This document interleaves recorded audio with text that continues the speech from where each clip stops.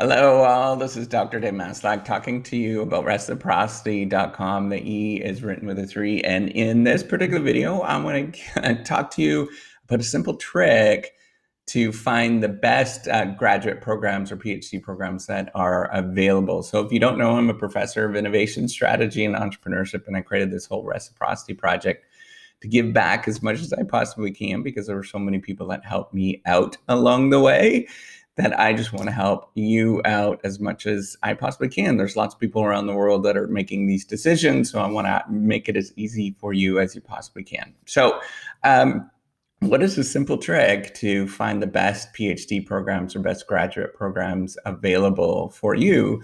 What I would do is go get an Excel spreadsheet. You don't even need an Excel spreadsheet. Just get a piece of paper, write down the list of, say, 20 different PhD programs that you're interested in, whatever that is, and the different schools that you're interested in. So maybe it's University of Pennsylvania, for example. Maybe it is University of Chicago. It doesn't matter what school it is. Just write those down. Then what you want to do is have another column where you write down the placements of their PhD students in the last few years. So whatever it's last 5 years where they are placing. And then after that, you want to have another column where you write down in the last, just before they get tenure, or maybe it's 5 years after they finish their PhD, how many publications that they actually got and sort of the quality of the publications that they actually got. So I know that this is a little bit tricky for you to understand what the quality is, but there is substantial differences in how difficult or sort of rigorous some journals are compared to other ones, like massive differences between them. And just look for your field, whatever it is. Maybe it's physics, for example, or maybe it's finance. Just look for, so if it's finance, Journal of Finance. You look at people that have published in that, maybe Econometrica or something like that. Quarterly Journal of Economics. If it's physics, whatever, I don't know what the lead journals are there. Maybe it's Science and Nature that you'd want to look to see at how many publications they got in there. Then you just tally it all up and you see which ones are actually producing the ones that have that sort of the most amount of, maybe it's the schools that you want to go to and once you're done, or graduate programs that you maybe the institutions that you're interested in going to, or maybe you want to go into industry. So you look to see where those students all went to. Maybe there's a lot that are going to some think tank someplace, or maybe it's some company someplace, and you want to go to that company. Well, go to that school, right? And that's really all you're doing. It's a simple exercise to go through. You can make it a lot more complicated if you want and rank order them, put sort of weightings on each one of the columns and stuff like that. But just a really simple exercise of tallying all that stuff up and putting where they are placing so you can compare where they are. So if you want to, so if you say you go to one school and you'll notice that all of their graduates are going to X, Y, and Z school, which that happens, right? So the reason why that happens is the people that are working there, they have their own research network and they send their students to those schools where they have those research networks, right? So if you want to go to Stanford, for example, and work at Stanford, well, you look at the schools that are consistently getting students into Stanford, being assistant professors at Stanford. If you want to go to, maybe it is, I don't know, Imperial College London in the UK, well, look to see what school is sending all their students to Imperial College London. And once you do that, then once you make this list, you will really see that these clusters do happen. And then it'll be clear what's happening.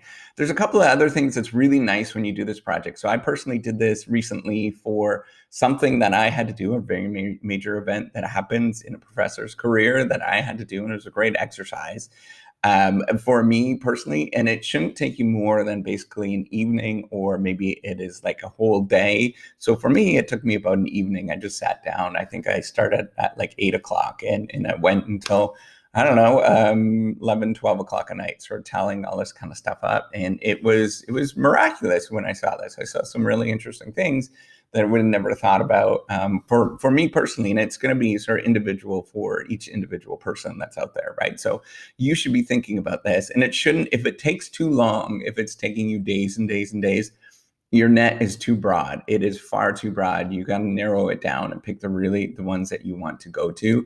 and highlight those particular ones, because that's going to allow you to focus. So it's going to do a couple of things. It's going to give you a realistic sort of expectation of what your cohort is currently going through, the ones that you want to sort of be your cohort is going through and what they are doing. It gives you very realistic expectations for going forward, right? And that was the big thing for me, as I had realistic expectations. Then I was like, okay, like this changed my mindset, right? Of like, oh, yeah. Anyways, so you just get realistic expectations much more. The other thing that it's going to do, and it's going to really help out on your applications when you do this, and you're going to see who's research active at the individual schools. You'll quickly see at the individual schools, there's a couple of professors or a couple of people that are doing things and sending students to certain places. That's a good sign, right? You're getting deep into what's truly going on behind the scenes, and then you just simply go and contact them. So some professors will publish a tremendous amount and not send them to the schools that you want to go to, or some people won't publish a lot and they'll go to schools that you would like to go to. So you just have to sort of see what those things are happening, what's going on behind the scenes, and that's an important indicator of what you want to do and go forward.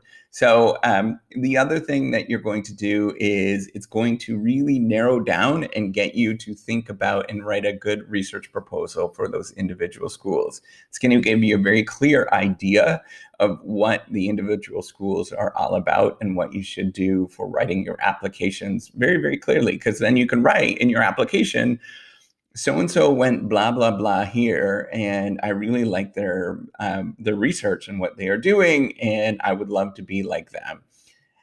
That's an amazing research proposal or a statement of purpose or whatever you want to do for your PhD. It's absolutely amazing because it shows interest in each individual program. And it's going to get you, I guarantee that's going to get you like 80% in the door if you just simply do that. You could say, because people get excited when they're reading what you're about, and it's a simple exercise. It does work. It's worked for me personally. It's probably going to work for you as well. If you just simply sit down, you don't need an Excel spreadsheet, but I would recommend using Excel. Just sit down, make a couple of columns of where the students are placing, how many publications that they actually have once they are up for, are out for 5 years of their PhD program. Tally that all up, and you're going to get some really interesting results that you never think. And if it takes you more than a couple of days, you're spending far too much time and your net is too broad, then you have to narrow down and find some specific schools that you're interested in.